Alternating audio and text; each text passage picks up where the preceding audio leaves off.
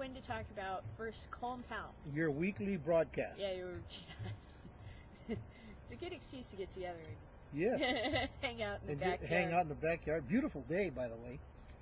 And we figured we'd just talk politics. Okay.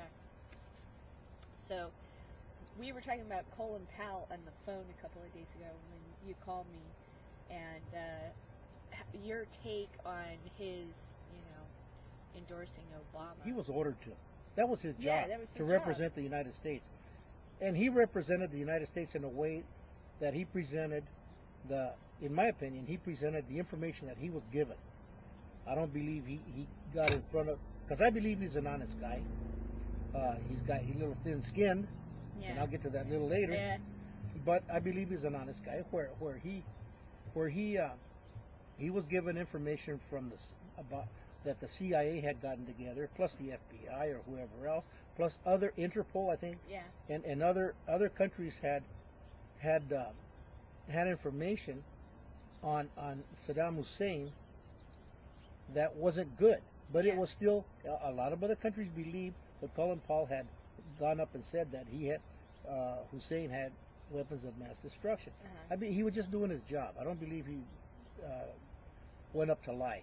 Yeah. And so that happened, and then later on it proved that not him, but the information was bogus. Yeah. Because he never had any. He never had any. He had it didn't exist unless he got it out of Iraq in time and moved it into Syria. Yeah. Then we don't know that. We don't know. I mean, anything's possible over there. Well, and he kind of was made to look like, well, he's a figure up there trying to convince the United Nations. Yeah. And he didn't look good coming out of that whole thing, man. Yeah, but that was his job. And it was his job. But I don't also agree with this thing where everybody's feeling sorry for him. I mean, he's feeling sorry. In fact, he just don't like the idea that he was up there. He feels he was a sacrificial lamb. Do you think that's right? Do you think that's he should have those feelings? No. Number one, I guess they might have been. They should have probably backed them up more than they did, and they let him answer a lot of hard questions over the little mishap of him coming up to the UN talking about weapons of mass destruction that didn't exist. Yeah. But I believe that, and it, I'm not a conspiracy theorist. I believe that President Bush actually believed that there were weapons of mass destruction. I believe that he believed it. He didn't back them up. I don't think he backed them up enough. Plus the fact that Colin Powell was having trouble in Bush's administration. Yeah. It was a lot of infighting, between him and a lot of the secretary. I think his advisors. Yeah. And so he got his feelings hurt, and he left shortly after that debacle, that embarrassing thing in front of the world. So what do you think and he took his baseball and his glove and went home. So what do you think the endorsement of Barack Obama is? Take that. I was getting to that. He sees the opportunity. Why he likes Obama, who knows? Who cares? But I believe that most of the reason for him endorsing Obama is, take that, Republicans. Here, you can go ahead and do the sign. Yeah. Take that. Up yours because of the way you treated me. So I'm going to endorse Obama. And now it's just like that other guy that was the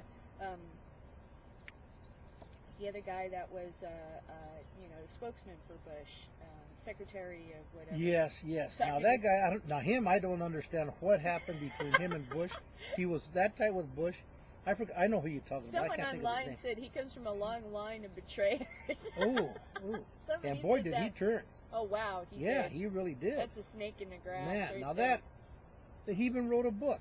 Now that's really turning. Okay, so let's move on to, I want to talk about that. MoveOn.org. Yeah. I'll edit down, all our BS.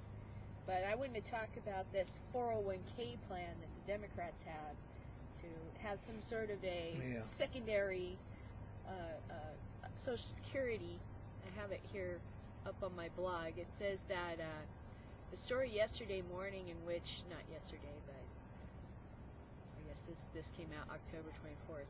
but it says a story yesterday morning in which they uncovered little discussed legislation that would effectively eliminate 401k plans and create a second quasi-social security system in which the government would take control of the retirement plan savings of millions of Americans. I don't know why anybody wants to play around with 401ks right now. What's your take on that? Well, you know more about it. Isn't well, not a whole lot more, Yeah. but isn't that to reduce the liability of having people lose their retirement money? The government is going to come in and run the show, so to speak, to reduce the liability of the fact that a lot of other people have already lost their 401ks. They can't retire. Okay, yeah, I see what you're saying. So the government's going to bail out the 401k. Not so much bail them out. Not so much bail them out, but from now on, manage. I guess you, for lack of a better word, manage their 401ks. Okay. You give me, I'm the government. You give me your money that you were given to somebody else on your 401k. You give it to me, and I'll stuff it in the bank for you, the government bank, and I'll pay interest. I don't know if there's going to be interest on it or not. And at the end of the game, I'll guarantee that you don't lose your money.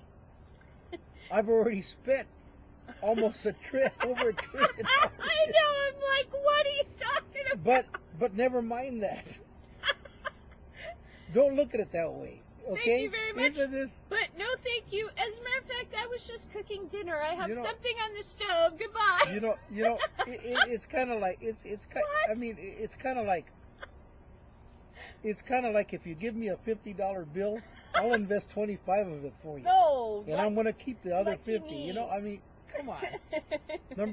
But that's basically, I think, what's going on is that they're going to insure or guarantee your 401k so that when you get to the age of retirement, you can retire. Because I know a lot of other people have lost all their 401ks, everything. Yeah. But just think about it. Think about it. They had a meeting at 1 o'clock in the morning over there. They're saying, okay, now we got half of their money. For the ones that haven't lost their 401k, this is my plan. This is my plan. Let's get their retirement money. Fly hands. and we'll get them so broke that we'll just take over the whole joint. We won't even have to worry about re-elections. Yeah, we're going to own Boardwalk and Park Place. Everything. The B&R Railroad. We're going to own the whole board. We will. You watch. The banks. And that's what they're going to do. And I don't like it. I don't like it.